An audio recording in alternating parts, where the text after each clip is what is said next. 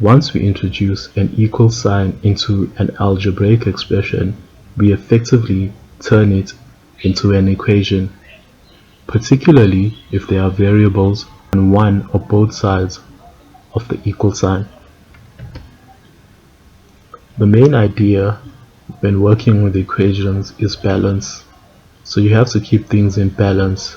Similar to a balance scale, whenever you add something to one side of the scale becomes unbalanced and tilts to one side, until you add something that has the same properties such as weight or size on the other side. Similarly, whatever you do on one side of an equation, you need to do on the other side of the equation.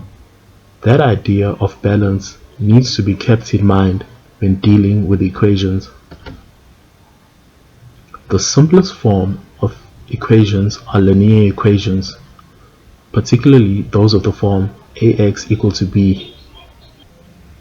For instance, if we have an equation such as 2x equal to 8, the key to solving this equation is to write the equation in terms of x.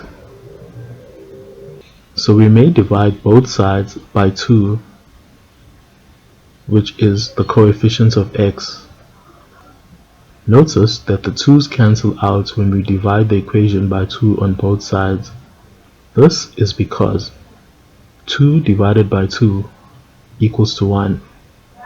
The right hand side then becomes 8 divided by 2, and therefore x is equal to 4.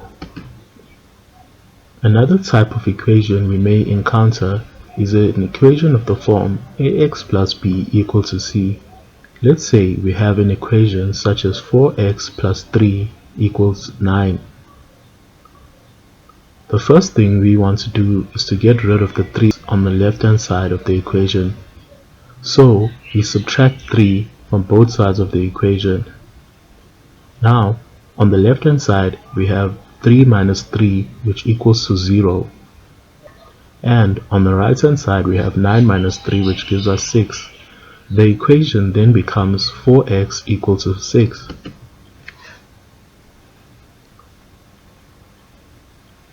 Which is now an equation of the form ax equals to b. To write this equation in terms of x, we need to first get rid of the coefficients of x on the left hand side. If we divide by 4 on both sides of the equation,